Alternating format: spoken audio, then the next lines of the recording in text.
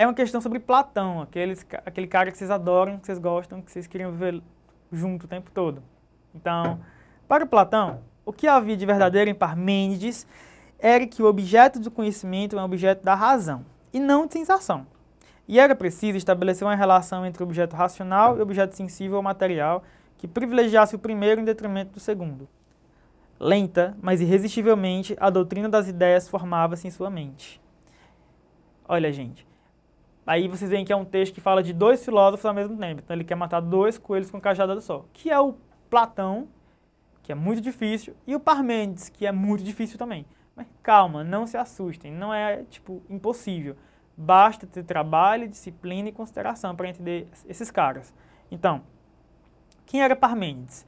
Eu lembro lá da minha aula de filósofos pré-socráticos que o Parmênides era o cara que considerava que o movimento era uma ilusão.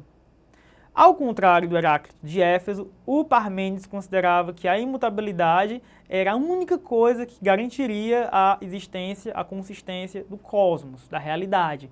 Então o real só existe, né, porque ele não está mudando. Porque se ele mudasse, ele ia mudar o tempo todo e ia chegar uma hora que ele ia pegar e explodir.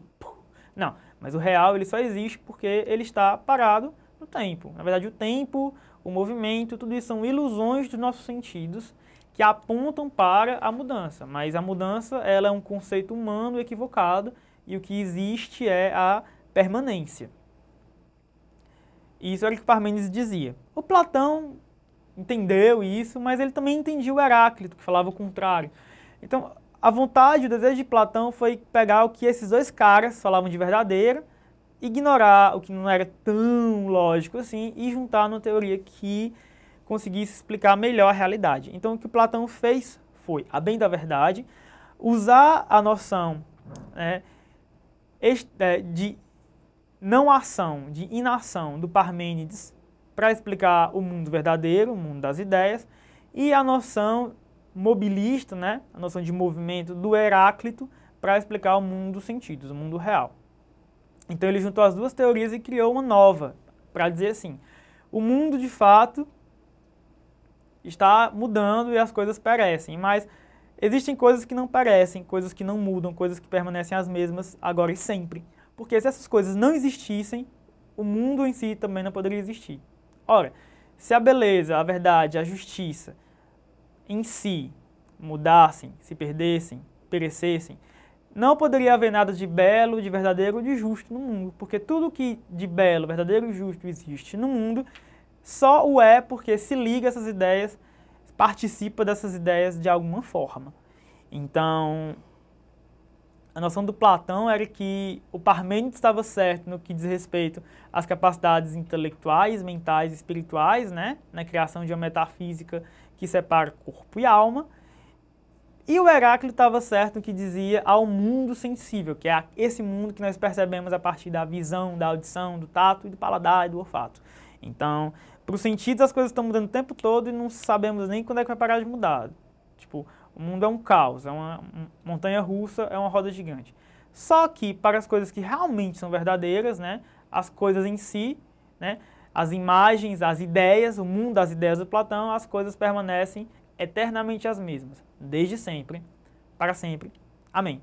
Então, o texto faz referência à relação entre razão e sensação, um aspecto essencial da doutrina das ideias de Platão. Recapitulando, a doutrina das ideias de Platão impõe, né, coloca que o mundo real não é o mundo que nós percebemos pelos sentidos. Esse mundo, na verdade, poderia ser o que os prisioneiros dentro de uma caverna veem no fundo dessa caverna e, como sempre foi aquilo que eles viram, acham que é verdade. Mas o mundo real está para além do mundo físico, para além do mundo sensível. O mundo real está nas ideias da razão, poderia-se dizer, tempos depois. Então, qual é a relação entre razão e sensação? Entre as capacidades intelectuais, que apontam para a permanência, e as capacidades sensíveis, que apontam para a mobilidade, para a mudança. Então, gente, o item A diz que essa relação, né, funciona estabelecendo um abismo intransponível entre as duas. O item B, privilegiando os sentidos e subordinando o conhecimento a eles. O item C, atendo-se à posição de Parmênides de que a razão e a sensação são inseparáveis. O item D, afirmando que a razão é capaz de gerar conhecimento, mas a sensação não. E o item E, rejeitando a posição de Parmênides de que a sensação é superior à razão. Dê uma olhada no texto, dê uma pausa, pense em qual item vocês marcariam. E se vocês marcaram o item D, vocês acertaram. Porque, gente, obviamente o item A não é possível, porque nem que existisse a rigor uma separação entre razão e sensação no Parmênides, ela existiria em Platão. Platão compreende que a razão e a sensação elas se encontram em algum momento, né? No momento, de alguma forma, se elas não se encontrassem, as pessoas sequer poderiam errar, equivocar-se, né? Diante da diferença entre razão e sensação. As pessoas erram, né? E às vezes acertam porque a razão e a sensação não são inseparáveis, elas acontecem de se encontrar algumas vezes. O item B fala que o Platão ia privilegiar os sentidos e subordinar o conhecimento a eles. Nem o Platão nem o Parmênides fazem isso. Os sentidos são, para ambos, né, fonte de equívoco e de engano. E, portanto, não são candidatos garantíveis ao conhecimento. Muito pelo contrário. Então, o item B está errado por conta de um contraste muito forte. O item C. Atente à posição de Parmênides de que a razão e a sensação são inseparáveis. Não tenho certeza se para o Parmênides razão e sensação são inseparáveis, mas mesmo assim o Platão não se atém a isso. Ele acha que razão e sensação são separáveis, sim. Inclusive depois ele vai criar a teoria de que, na forma mais verdadeira que nós podemos assumir, que é a forma intelectual, a sensação não tem nada a ver, não tem nada o que dizer. É tudo pura lógica, puro pensamento.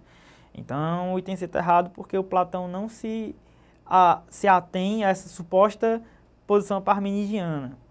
E o item E, que diz que o Platão rejeita a posição de Parmênides de que a sensação é superior à razão.